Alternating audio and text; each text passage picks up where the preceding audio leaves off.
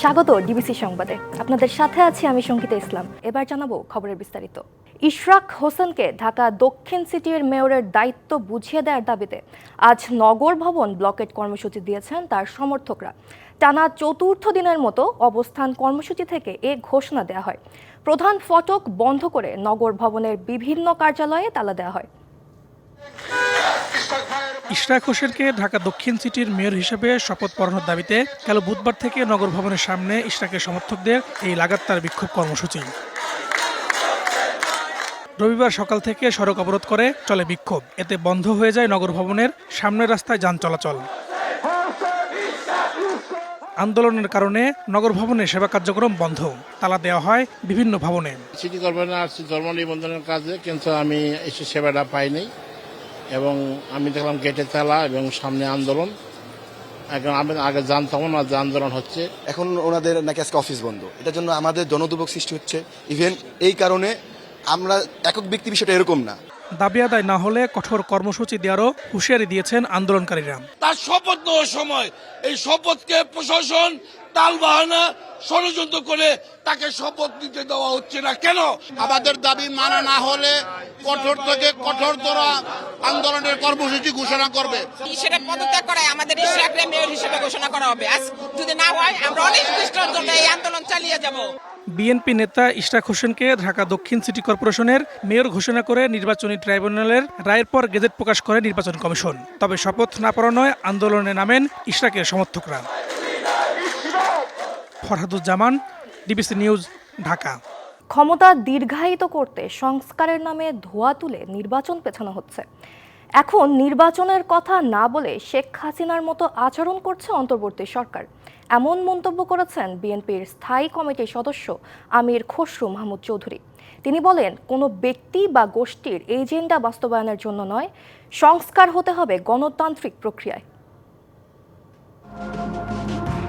5 আগস্টের পট পরিবর্তনের পর দেশের রাজনীতির মাঠে তৈরি হয় নয়া মেরুকরণ আর নানা সমীকরণ। অন্তর্বর্তী সরকার দায়িত্ব নেওয়ার পর থেকেই প্রয়োজনীয় সংস্কার শেষে জাতীয় নির্বাচনের দাবি জানিয়ে আসছে দেশের বৃহৎ রাজনৈতিক দল বিএনপি। সরকারের 9 মাস পেরোলেও নেই নির্বাচনের সুনির্দিষ্ট রোডম্যাপ।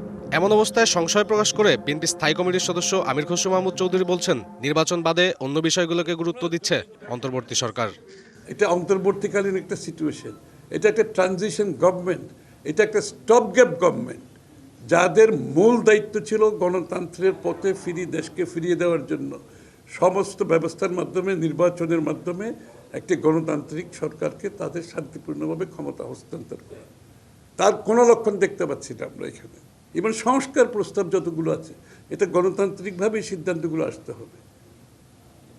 কারো ব্যক্তিগত এজেন্ডা বাস্তবায়নের জন্য তো আমরা সংস্কার দেখতে চাচ্ছি না।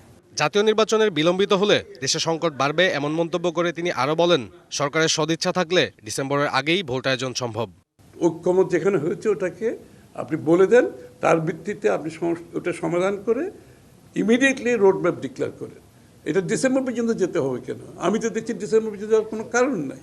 তাদের দায়িত্বে যেগুলো পড়ে এই সমস্ত কর্মকাণ্ড নিয়ে তারা এমন ভাব করছে অ্যাজ ইফ তারা একটা ইলেক্টেড গভর্নমেন্ট। ওই যে শেখ হাসিনার মতো আমার কাছে মনে হয় মাঝে মাঝে যে আমরা এত উন্নয়ন করতেছি, নির্বাচন এগুলোর কোনো গুরুত্বপূর্ণ কিছু না। আমির খসরু আরও বলেন, দেশের স্থিতিশীল রাজনীতির সংস্কৃতি দেখতে চায় বিএনপি, যেখানে থাকবে ভিন্নমতকে সম্মান করা, সব দলমতের অংশগ্রহণ, শান্তিপূর্ণ ক্ষমতা হস্তান্তর সহ গণতন্ত্রের নানা গুরুত্বপূর্ণ বিষয়। সাব্বির রোজ, ডিবিসি নিউজ, ঢাকা। তত্ত্বাবধায়ক সরকারের অধীনেই জাতীয় ও স্থানীয় সরকার নির্বাচন চায় জামায়াতে ইসলামী। জাতীয় ও জুলাই 2 সনদি গণভোটের মাধ্যমে চায় দলটি। জাতীয় ঐকমত্য কমিশনে দ্বিতীয় দিনের বৈঠক শেষে এসব বলেন দলটির নেতারা। তারা বলেন, নির্বাচনের সুনির্দিষ্ট রোডম্যাপ না থাকায় দেশে রাজনৈতিক অস্থিরতা চলছে। 5 সংস্কার কমিশনের দেয়া সংস্কার প্রস্তাবে মতামত জানাতে দ্বিতীয় দিনের মতো জাতীয় ঐকমত্য কমিশনে জামায়াতের এই বৈঠক। বৈঠক শেষে দলের নেতারা বলেন, জামায়াত জাতীয় ও স্থানীয় সরকার 2 নির্বাচনই চায় তত্ত্বাবধায়ক সরকারের অধীনে।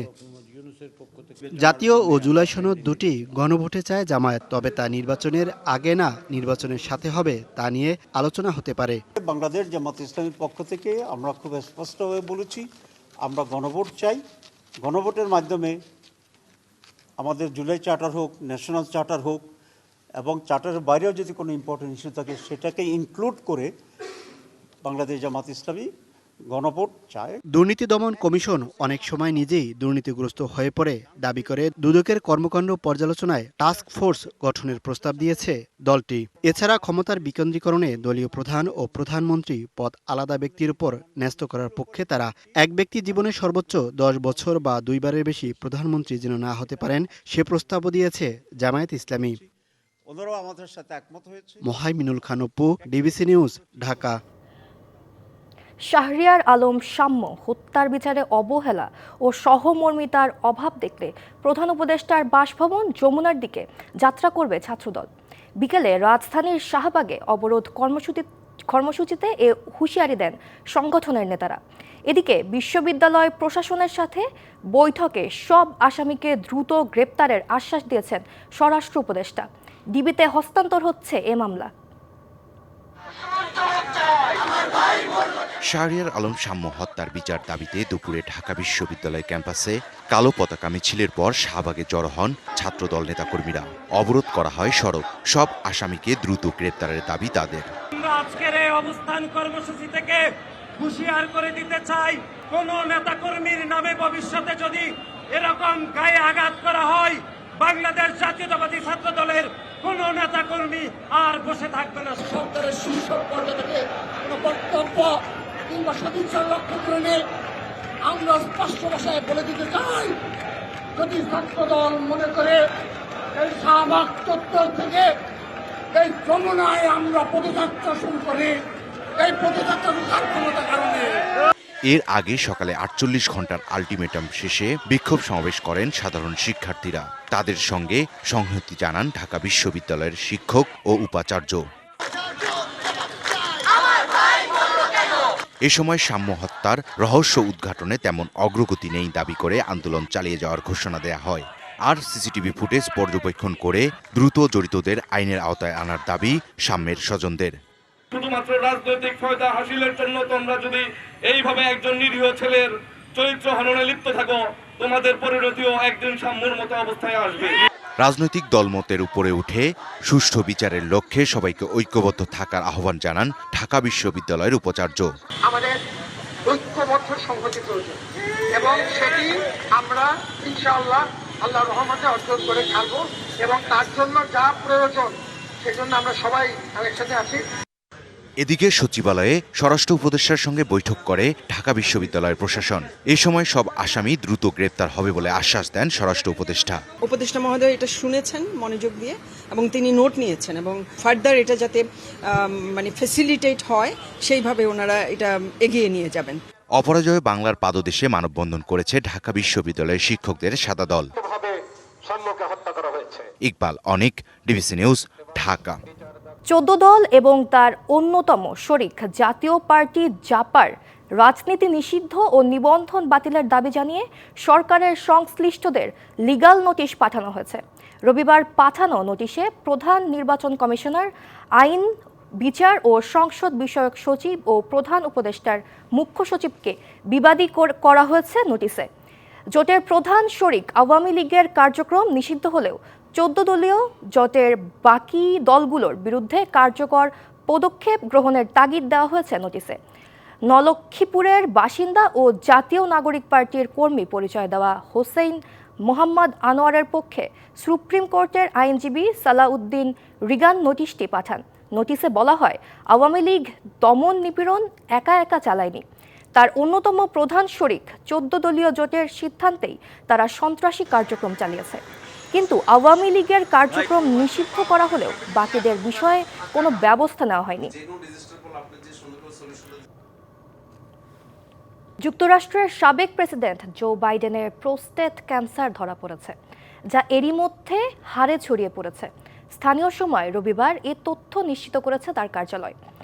গেল সপ্তাহে 82 বছরের বাইডেন প্রস্রাবজনিত উপসর্গ নিয়ে চিকিৎসকের শরণাপন্ন হন। এরপর গেল শুক্রবার তার প্রোস্টেট ক্যান্সার ধরা পড়ে।